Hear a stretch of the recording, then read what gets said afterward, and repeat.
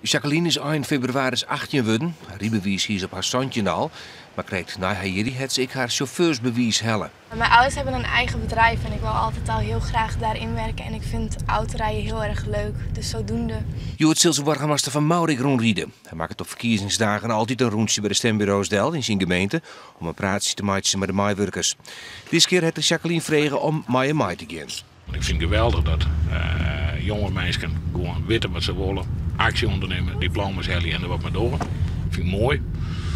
En toen zitten we bij een bakje thee zitten we eens even te praten. En toen zei ik van nou, volgende keer wijs, ik ben riedsverkiezings. Ik ging dan altijd bij de stembureaus langs en het zoetwerk together doen kennen. Dat een taxirit vandaag. In Wier werd een van de leden van het stembureau verrast met een blomke. De heer Rodenhuis is namelijk maar 79 hier, het oudste stembureaulid in Menamerdeel. Jacqueline brengt intussen haar stem uit. Want heel veel die klagen ook wel over dat iets niet goed gaat in de gemeente en zo. Maar ja, als je niet stemt, dan heb je er eigenlijk ook niks over te zeggen. Alle mensen die 18 jaar worden, hebben een persoonlijke brief van me kregen. Waar je echt dingen wat we konden om iedereen naar de stembus te krijgen. Maar toch lijkt het erop dat meer dan de helft net stemmen gaat. Ik weet dat in de rest van het land dat de geraamde opkomst volle leger is. Ik weet ook dat in Friesland is het altijd een stukje heger. En hier in Menamerdeel, ik weet gewoon de mensen in het dorp met al dit hartstikke belutsen.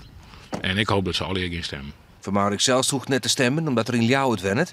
Hij had zijn stem in november al uitgebracht.